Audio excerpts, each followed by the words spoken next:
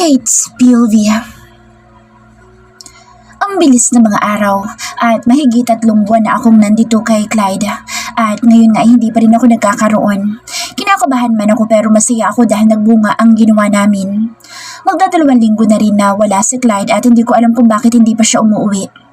Isang beses lang siyang nag-message at ang sabi niya ay mag-ingat ako. Yun lang at hanggang ngayon ay wala na siyang reply sa mga message ko. Ganoon pa man ay naging positibo ako na baka busy lamang siya at bigla-bigla na lang siyang darating. Napabangon ako dahil nakaramdam na ako ng gutom. Gusto kong gumalaw-galaw dahil parang nangihina ako lalo. Magpapabili na rin ako kay Manang Susan ng pregnancy test upang makasigurado kahit pa ramdam ko na dahil sa pagsusuka ko nitong mga nakaraang araw. Pagbukas ko ng pinto ay nagulat ako dahil nasa labas pala ng pinto si Mina at nahulog ang dalang pagkain nito. Nagkalat ito sa sahig at basag na baso na may gatas. Naku Mina, sorry hindi ko sinasadya. Natatarantang nakipulot ako sa mga nagkalat. Okay lang po, ako na bahala dito, sige na po. Sagot nito habang mabilis na inilalagay ang mga plato na hindi naman nabasag pero ang baso ay nabasag. Shit! Napatingin ako kay Mina na nagulat bigla nang mapatingin ako sa kanya dahil sa binigkas nito habang hawak ang nasugatan na daliri dahil sa basag na baso. Napansin ko na muli niya ibinalik ang mga mata sa mga pagkain nagkalat at nakita ko ang 2 tableta na nasa sahig. Bala ko sanang damputin ito ngunit naunahan niya ako at isinilid ito sa bulsa ng damit nito. Sige po, baba na ako. Mahinang sagot nito at tinalikuran na ako. Napapaisip na lang ako habang nakatayo at naglakad na. Pagbaba ko ay nagtimpla ako ng kape dahil kapag gatas ay nasusuka ako pero masuka-suka ako nang nakaamoy ako ng mabahong amoy. Tumakbo agad ako sa lababo at doon sumuka. Kate, ayos ka lang ba? Panay ata ang suka mo nitong mga nakaraang araw ah. Hindi kaya... Biti ni Manang Susan sa sinabi nito. Matapos kong sumuka na puro laway lang ay naghilamos ako ng mukha ko dahil nahihilo ako. Manang Susan, maaari niyo po ba akong ibili ng pregnancy test paglabas niyo mamaya? Alam kong totoo na itong nararamdaman ko ngunit gusto ko pa rin makasigurado. Sagot ko sa kanya. Sige, mami at mamimili ako. Idadaan kita sa mga butika. Magpahinga ka ng maayos, bibili ako ng mga prutas para sa'yo. Sabi nito habang hinahalo ang kape. Salamat po. Sagot ko at sabay pasok naman ni Mina. Nakasimangot ito at hindi niya alam kung bakit mukhang wala ito sa mood. Matapos magugas ng kamay ay lumabas na ito ulit. Manang Susan, may sakit po ba si Mina? Kunot noong tiningnan ako nito at umiling. Kasi nakita ko na may gamot siyang dala. Nahulog kanina kasama ang pagkain na dadalhin niya sana sa akin. Seryosong tanong ko. Wala naman siyang nabanggit at isa pa, hindi ko naman nakikitang umiinom ang bata na iyon. Sagot lamang nito. Napatangu-tangu na lang ako at inlis ng isipin tungkol sa gamot na nakita ko kanina kay Mina. Matapos magkape ay nilibang ko ang sarili ko sa pag-ikot sa bahay. Habang nasa mga halamanan ako ay napatingin ako sa itaas kung saan ang kwarto ni Clyde. Nagulat pa ako nang makitang may tao doon at alam kong si Mina iyon. Sandali, bakit pumasok siya doon? Bawal pasukin ang kwarto na iyon kahit nakabukas. Paglingon ko ulit doon sa bintana ay wala na ito doon. Bakit parang iba ang kutob ko sa kanya? Ewan, parang may kung anong kakaiba sa kanya. Dinukot ko ang cellphone at tiningnan kong may message ba si Clyde ngunit wala pa rin. Ay, pag-message ka naman sa akin, kaya tumawag ka. Namimiss na kita. Napaupo ako dito sa upuan na bakal malapit sa pool at pumikit ako dahil parang nahihilo ako. Pagdating ng hapon ay inabot sa akin ni Manang Susan ng pregnancy test at nagpunta agad ako sa kwarto ko at dumiretso sa CR. Habang hinihintay ang resulta, nakapikit ako at ayokong saksihan ang resulta agad. Kaya nang magmulat na ako ng mga mata ay napakapit ako sa bibig ko. Positive nga, buntis ako. Biglang nangilid ang luha ko sa gilid ng mata ko. Clyde, umuwi ka na para malaman mong buntis na ako. Masayang lumabas ako ng banyo at nakita ko doon si Manang Susan. Lumapit ako agad sa kanya at masayang yumakap. Manang Susan, buntis nga ako. Kailangan malaman na ito ni Clyde para hindi na siya umalis. Masayang wika ko. Binabati kita iha, dahil ina ka na. Ngunit kinakabahan at nag-aalala ko para sa pagiging kalagayan niyong mag-ina. Hindi natin alam ang takbo ng isip ni Clyde. Natigilan ako sa sinabi ni Manang Susan dahil tama siya. Hindi ko pa rin talaga alam kung tatanggapin niya ba ito. Bigla akong nakaramdam ng lungkot lalo pa sa isipin na iyon. Hanggang sa paghiga ko sa higaan na hindi ako dalawin ng antok dahil sa sinabi ni Manang Susan. Paano nga kung hindi niya tanggapin ang anak namin? At ang kinatatakutan ko ay ang makahanap na siya ng iba dahil wala pa rin siya dito. Manang Susan! Bigla ako napatayo sa higaan nang marinig ko ang malakas na sigaw. Nagpunta ako agad sa pinto at lumabas. Nakita ko si Mina malapit sa hagdan at tulalang nakatingin doon habang ang dala nitong baso ng gatas at tubig ay nagkalat sa sahig. Mina, anong nangyari? Kinakabahan na tanong ko habang papalapit sa kanya ngunit hindi ito sumasagot. Paglingon ko sa may hagdan sa babae napakapit ako sa bibig ko dahil nandoon sa semento sa Manang Susan at duguan ito. Manang Susan! Hirap na bigkas ko sa pangalan nito at nakita ko na nagsipasukan si Anthony at ang kasama nitong nagbabantay sa labas. Nagkatinginan sila sa amin ni Mina. Wala po akong kasalanan. Nakita ko siya bakit dito, tinawag ako ngunit wala pa siya dito sa itaas ay nadulas siya at nahulog. Paliwanag ni Mina na takot ang itsura. Hindi na ako sumagot at nagmamadali nang bumaba. Dalhin natin siya sa ospital, bilisan niyo! Natatarantang sabi ko kila Anthony. Kumilos naman silang dalawa at sinakay sa kotse. Sumama ako habang naiwan na ibang bantay sa bahay. Manang Susan, gumising po kayo, parang awa niyo na. Umiiyak na wika ko habang kalong ang ulo nito na duguan. Anthony, bilisan mo pa. Tumango naman ito sa akin hanggang sa dumating na kami sa ospital at diniretso agad ito sa emergency room. Todo ang panalangin ko na sana iligtas siya at wala sana mangyaring masama. Oras din ang lumipas nang lumabas sa mga naroon sa emergency room. Tumayo ako agad at sinalubong ito. Doc, ano po? Kamusta po siya? Tanong ko agad dito sa lalaki na mas naunang lumapit sa akin. Umiling-iling ito. Pasensya na po, ngunit hindi na po kinain ang katawan niya dahil na rin sa may edad na siya. Pagkasabi noon ay bigla akong nawala ng malay. Pilit na idinidilat ko ang mata ko at nang magawa ko ito ay nakita ko agad si Mina sa tabi ko. Gising na pala kayo. Ano pong gusto ninyo? Nawalan po kayo ng malay dahil na rin sa nagdadalang tao kayo. Sabi nito na nakatingin lang sa akin at muli kong naalala si Manang Susan. Nasa morgue na pala ang katawan ni Manang Susan at dadali na mamaya sa bahay. Napalingon ako sa kanya habang tumutulo ang luha ko dahil parang wala lang dito ang mga sinasabi niya. Bigla ko namang naalala si Clyde. Si Clyde, alam niya ba? Sinabi na ba ni Anthony sa kanya? Tanong ko agad dito. Opo, kararating lang niya at inaasikaso na tawagan ng mga kamag-anak ni Manang Susan. Muling sagot nito. Dumaan ba siya dito? Sinilip niya ba ako? Muling tanong ko sa kanya ngunit umiling ito sa akin. Nalungkot naman ako dahil hindi man lang ako sinilip nito kahit sandali. Lalabas po muna ako at kakausapin ko lang ang doktor kung pwede nang umuwi. Tumayo na ito at lumabas ng kwarto dito sa ospital. Naiwan na nalulungkot ako habang nakatingin sa may bintana. Manang Susan, parang kahapon lang ikausap at iyakap pa kita tapos yun na palang uling yakap ko sa'yo. Bakit nangyari to sa inyo? Muli akong naiyak dahil para ko na rin magulang si Manang Susan simula nang dumating ako sa mansyon. Pag-uwi sa bahay parang kasing lungkot nang nararamdaman ko ang paligid ng bahay. Anthony, nasan si Clyde? Baling ko dito na nag-aayos sa labas. Siguro sa paglalagyan kay Manang Susan. Umalis na po ulit sa boss matapos niyang kontakin ng kamag-anak ni Manang Susan. Dahil iuwi po ata sa probinsya ang Labinia. Napatango na lang ako dahil sa wala na naman siya.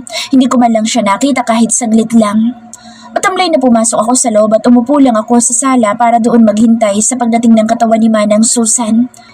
Ito po, inumin niyo muna para mainitan na sakmura niyo. Kinuha ko naman ang kape na ibinigay nito. Salamat. Sagot ko at inilapag sa lamesa. Nakarinig naman ako ng pagtunog ng cellphone at mula iyon kay Mina. Sige po, tumatawag po ata ang mama ko.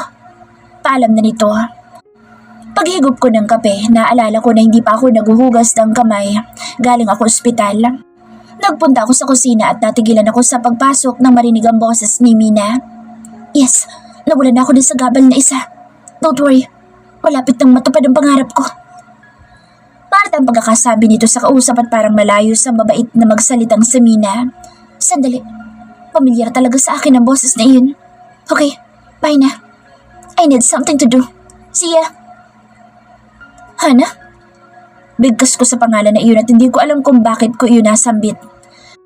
Gulat na napaharap naman ito sa akin habang hawak niya ang cellphone niya. Minas POV.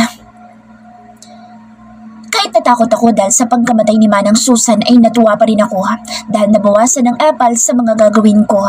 Hindi ako nag-aalala na malaman nila kung ano ang totoong nangyari dahil kahit sa ang sulok ng bahay na ito ay walang CCTV. Hindi na ako magtataka dahil noon pa lang na napunta ko dito ay talagang walang CCTV dito. Hindi ko alam kung bakit walang ganito dito sa ganitong kagandang bahay. Kaya safe ang ginawa kong pagtulak sa matanda na iyon dahil nakita niyang nilagyan ko ng gamot ang gatas na dala ko. Kinompronta niya ako kung ano inilagay ko sa gatas. Ayaw niyang maniwala nang sabihin ko na wala akong inilagay. Hanggang sa pilit niyang kinukuha sa kamay ko ang gamot na tinatago ko sa kanya at sa inis ko ay natabig ko siya ng malakas at nagtuloy-tuloy siya sa baba ng hagdan. Pasensya ka na, tanda. Ganun talaga. Una-una lang yan. At least hindi ka na naghihirap. Sa isip-isip ko habang nakatingin sa kabaong nito. Napasulyap naman ako kay Kate na nakatingin sa akin. Siguro hanggang ngayon ay naisip pa rin niya na tama siya na ako daw si Hana.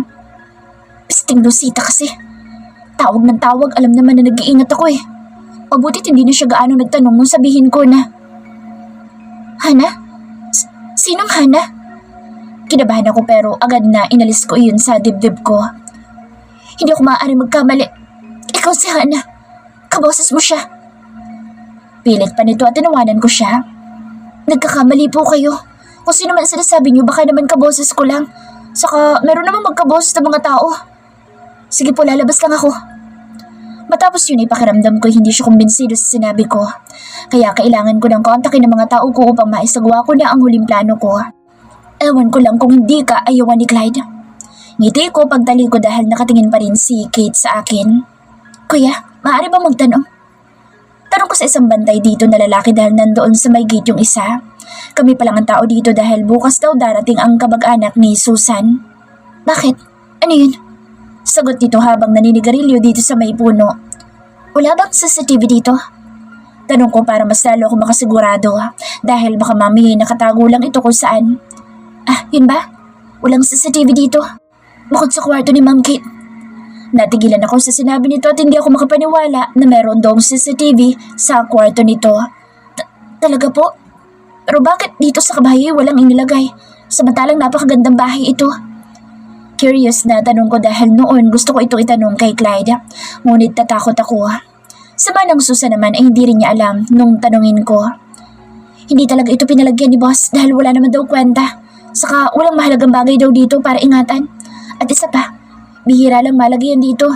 Ngayon lang siya laging umuwi dito. Kaya lahat ng nagiging babae niya ay minsan 2 o 3 araw lang. Matagal na yung 1 buwan. Doon sa dati niya na talagang matyagang naghihintay sa pagbalik ni boss kahit pinapaalis na siya. Napataas naman ang kilay ko dahil sa sinabi nito dahil kilala ko ang sinasabi nito. Ngunit pinalampas ko iyon at napatangu-tango sa sinabi niya. Ibig niyo sabihin, ngayon lang naging ganito ang boss niyo? Tapos naglagay siya ng CCTV sa kwarto lang ni Kate? Pero bakit? Naiinis na tanong ko dahil nakakaramdam ako ng salos dahil sa nalaman ko. Hindi ko rin alam. Basta doon lang siya nagpalagay ng CCTV. Siguro para lagi niya makita si Ma'am Kate. Roger, pumunta ka na dito. Natapos ang pag-uusap namin dahil sa tinawag na siya ni Anthony. So, ibig sabihin, iba talagang pakikitungo mo kay Kate. Clyde? Hindi ako papayag. Simula na mag-iisa tayo sa kama, hinangad na kita. Kahit 1 beses lang may nangyari sa atin, nagtyaga ako maghintay ng buwan. Akala ko matutuwa ka noon pero nagalit ka pa sa akin dahil nandoon pa rin ako. Bilang anak ng congressman ay nagpakababa ako sa'yo. Mukha akong tanga sa paghihintay at pag-asa na magugustuhan mo ako dahil ikaw na ang gusto ko. Halos mabaliw ako sa pagbalik ko sa bahay namin dahil inayawan mo ako at ginamit ko ang katungkulan ni Papa para makita kang muli. Ngunit muli mo ako sinaptan sa harap ng babae na iyan. Napakuyom ang kamao ko sa alaala na iyon at napapahid ako ng luha dahil sa pagpasok ni Kate. Taningnan ako nito habang nagpapahid ng luhang babagsak na. Naalala ko lang po si Manang Susan. Sabi ko pero hindi sumagot ito kaya lihim na napaismid ako pagtalikod ko sa kanya. Maganda tayo na makakain na magbabantay sa labas mamaya. Saka ikaw na munang bahala dito dahil aakit muna ako sa itaas. Masabang pakiramdam ko. Wika nito. Sige po. Dadalhan ko ba kayo ng pagkain sa kwarto niyo? Tanong ko at tumangulang ito habang naglalakad. Ngayon pagpasok ko doon ay hahanapin ko kung saan nakalagay ang CCTV na iyon. Kailangan makita ko iyon at masira upang walang makita si Clyde. Dahil dito ko balak sa kwarto niya gagawin ang huling plano ko at itutuloy ko pa rin ang pagpapalaglag sa anak niya. Gagamit na ako ng mas mabisang gamot para mapabilis. Napangiti ako ng demonyo at ipinagpatuloy ang ginagawa kong paghahanda sa mga lulutuin. Napansin ko na hindi pa pala ako nakakapagpalit ng damit ko kaya nagpunta ako sa kwarto ko pero nagulat ako dahil pagpihit ko ay bukas ito. Sandali, paano bukas ito? Lagi ko itong sinasara at sinisigurado na kandado ito. Pumasok na ako sa loob at lumibot ang mata ko sa paligid upang tiyakin kung meron bang nagalaw sa mga gamit ko. Maayos naman lahat at wala akong nakitang kakaiba. Baka nakalimutan ko lang talagang isara ito kanina. Nagbihis na ako at inayos ko muli ang itsura ko at chinek. Mabuti kung wala bang mali sa mga peking inilagay ko sa mukha ko. Nang maging maayos na lahat ay lumabas na akong muli at babalik na ako sa kusina ngunit may nakalimutan akong dalhin. Ang gamot, kaya bumalik ako. Malapit na ako nang matanawan ko si Kate. Sandali, bakit siya nandito? Akala ko ba magpapahinga siya? Bigla akong kinabahan na hindi ko mawari. Saan po kayo galing? Akala ko ba magpapahinga kayo? Tanong ko at nakita kong dahan-dahan na itinago ni Kate ang phone nito sa likod. Wala naman. Sinilip ko lang ang kwarto ni Manang Susan. Baka kasabay habilin siya sa akin. Nakangiting sagot nito at nilagpasan ako. Hindi ako nakasagot dahil sa kakaibang ngiti nito at napansin ko na medyo nakabukas ang pinto ko dahil alam kong sinara ko iyon. Hindi kaya pumasok si Kate sa kwarto ko? Hindi. Hindi maaari iyon. Saka may hinala ako sa cellphone niya kaya kailangan ko makita ang phone niya. Malakas ang kutob ko. Matapos kong kunin ang gamot na tinanggal ko ang pangalan ay nilagay ko na ito sa bulsa ko. Pumunta na ako sa kusina at nagtimpla ng kape para doon sa dalawa saka ng sandwich. Matapos yun ay hinatid ko sa labas. Muli akong pumasok sa loob upang gumawa ng pagkain ni Kate. Pasti ka, mukhang may ginagawa ka rin na hindi ko alam, Kate. Gigil na sambit ko sa isipan ko at hinalo ko ang liquid sa kape na tinimpla ko dahil ayaw niya ng gatas. Dito, sigurado na ako na mawawala na sa iyo ang anak mo. Mas mawawalan ka ng paraan para makasama mo si Clyde.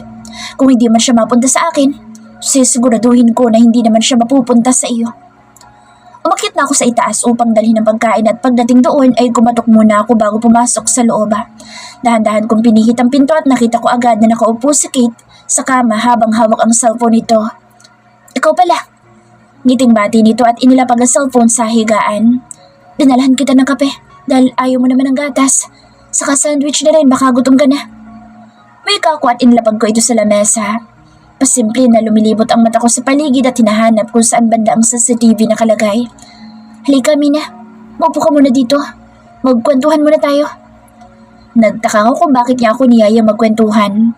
Bigla akong nanibago sa kanya. Saan ba nakalagay ang CCTV na iyon? Bakit hindi ko makita? Inis na sabi na isipan ko habang nakaupo. Nakakahiya naman at nakaupo ko dito. Tanging sagot ko lang. Okay lang yan. Saka tayo na lang magkasama. Di ko alam kung may kapalit na ba agad si Manang Susan. Malungkot na sabi nito. Oo nga po. Inumin niyo na pala yung kape niyo habang mainit pa. Baling ko sa kape na kating-kating na akong inumin niya iyon. Kinuha naman nito ang baso at inilapit sa bibig niya kaya napatingin ako doon at inip na higupin niya ito. Ngunit nagulat ako nang ilapit niya ito sa akin. Sa'yo na lang ito. Parang hindi ko feel na magkape ngayon. Hindi ko magawang sumagot at napalunok ako dahil sa sinabi niya at tiningnan ng kape na hawak nito. Sige na, bawal tumangga sa buntis. Nakangiti pa niyang sabi. Halos nanginig naman ang kamay ko dahil sa isipin na ako ang iinom ng kape na iyon na may halong pampalaglag. Ano na lang mangyayari sa akin kapag ako ang uminom noon?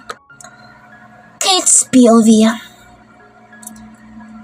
Hanggang ngayon hindi talaga ako makapaniwala na sinabi niya na hindi talaga siya si Hannah dahil kinutuban talaga ako.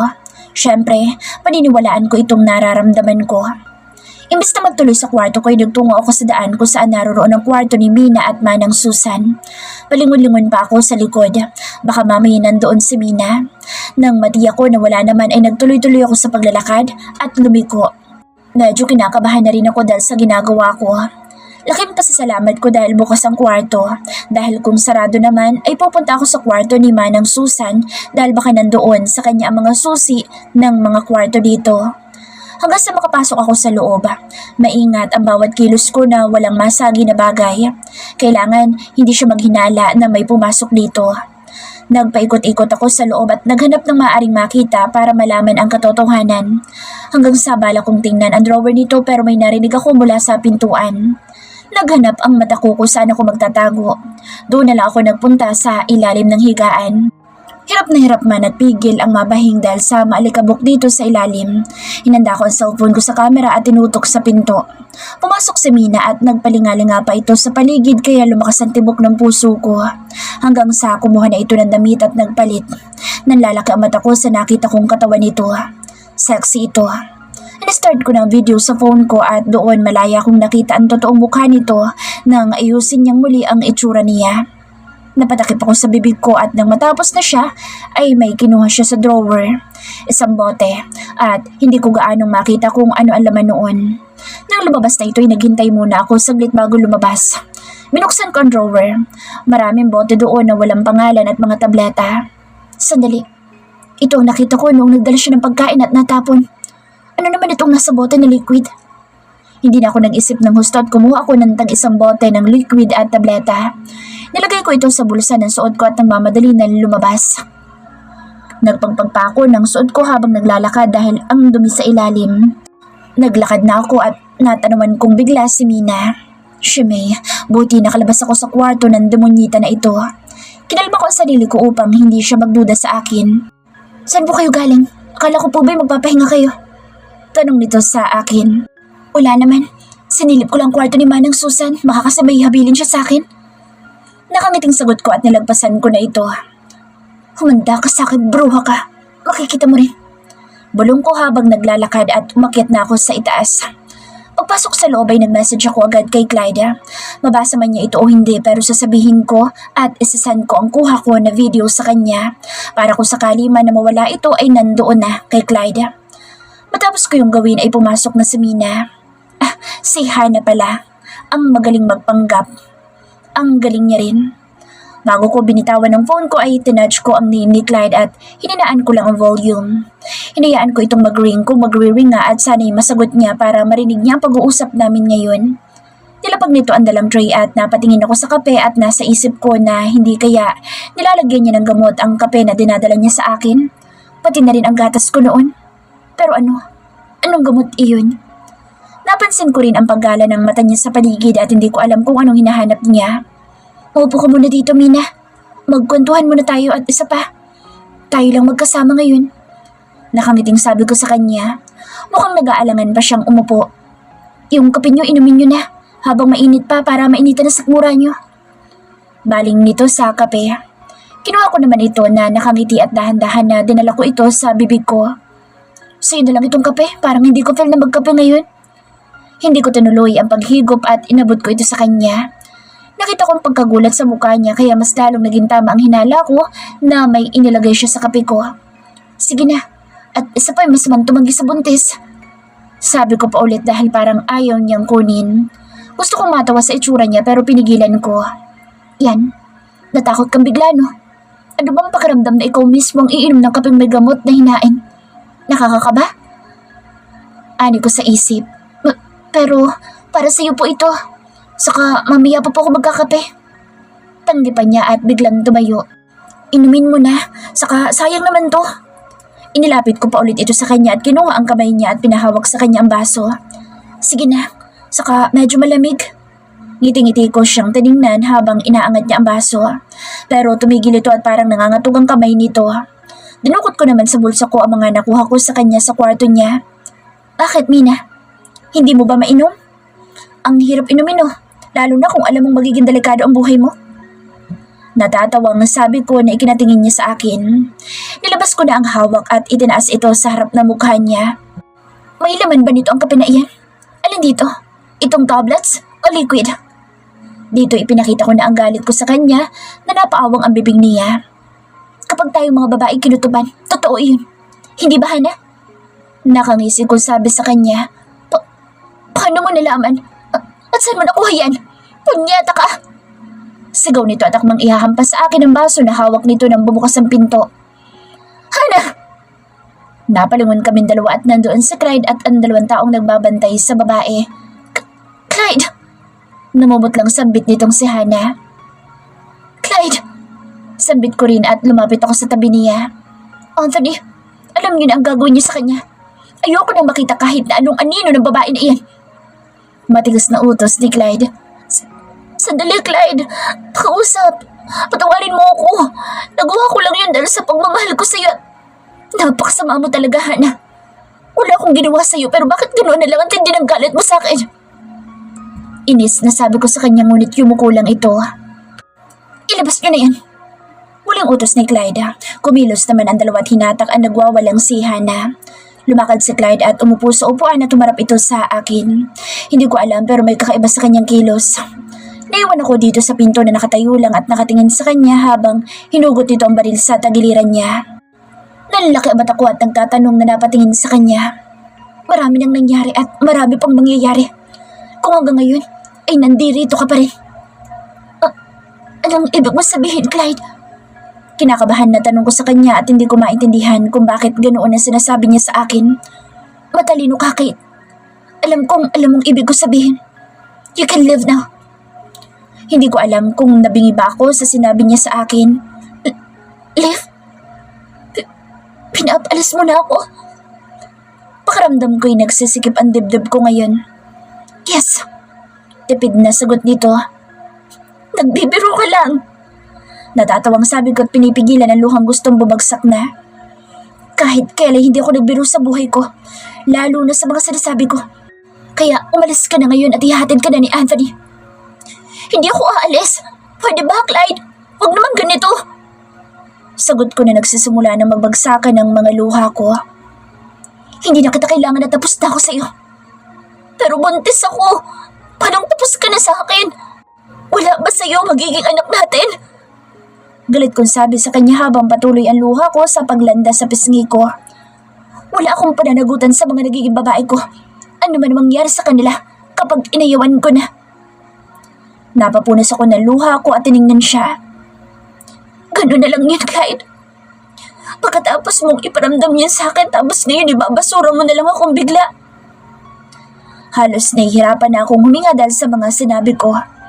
Lahat ng ginawa ko sa'yo, ang ginagawa ko rin sa mga babae ko. Sinungaling!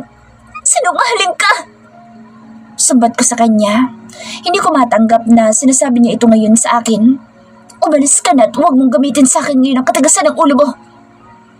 Napaatras akong bigla nang magpaputok ito ng ilang sunod. Malapit sa paanan ko. Buto sa mga sahig. Nanginginig na napatingin ako sa kanya. May malaking halaga ibibigay sa'yo si Anthony para sa pagbubuntis mo. Hindi ko kailangan ng pera mo. Kung para sa'yo pera lang ang katapat ng lahat, nagkakamali ka. Hindi ko alam bakit bigla kang nagkaganyan. Sobrang mo ko sinaktan, Clyde. Sana hindi mo na lang pinaramdam ang mga ginawa mo sa akin sa mga nagdaang araw. Mahabang sabi ko at masakit na tumalikod na ako at binuksan ang pinto. Habang naglalakad ay narinig ko pang ilang sunod-sunod na putok ng baril at pagkabasag ng mga kagamitan sa loob. Pakiramdam ko'y nangihina ang tuhod ko dahil sa mga sinabi sa akin ni Clyde. Tulala ako habang palabas ng bahay at nakita ko doon si Anthony. Ma'am, ihatid ko raw kayo sa terminal ng bus pauwi sa probinsya niyo. Hindi ako sumagot at bago ako pumasok sa loob ng kotse ay tumingala pa ako sa itaas upang malaman kung sinilip ba ako ni Clyde. Ngunit wala siya doon, kaya muli ako napaiyak nang sumakay na ako ng kotse. Ito naman ang gusto mo, Kate, hindi ba? Ang makauwi sa mga magulang mo. Ito na, makakauwi ka na. Sambit ng isip ko habang umaandar na ang kotse palayo sa mansyon. Anak, patawarin mo ako kung hindi ka inako ng ama mo. Gago siya. Pagkatapos ng lahat, paalisin na lang niya ako. Ganun ka na lang. Puno ng hinanakit na kapit ko ang maliit na puson. Tinanggal ko na ang luha sa aking mga mata dahil masama raw sa buntis ang umiiyak ng husto. Pero ano gagawin ko? Sobra akong nasaktan. Hindi ko inaasahan na ganoon ang gagawin niya. Nakarating na kami sa terminal at kinuna na ako ni Anthony ng ticket at inabot din nito ang puting sobre sa akin. Pinabibigay pala ito ni Boss Clyde. Tinignan ko lang ito ngunit hindi ko kinuha. Ibalik mo yan sa kanya. Sabihin mo hindi ko kailangan ng pera niya at pakisabi din sa kanya na oras na mga anak ako at hindi siya nagpakita sa akin. Isusumpa ko talaga siya at kakalimutan ko na siya at kahit pumingi siya ng tawad sa akin, hindi ko yun tatanggapin. Sabi ko dito at tumango lang ito sa akin. Hindi ko alam kung bakit ko yun nasabi pero kahit ganoon ang ginawa niya sa akin, mahal ko pa din siya at umaasa na magbabago ang isip niya dahil baka magulo lang ang isip niya. Pero ang sakit pa rin ng mga binitawan niyang mga salita sa akin. Clyde's POV. Habang nakayuko dito sa upuan ay binitawan ko ang baril na hawak ko. Napahilamos ako sa mukha ko.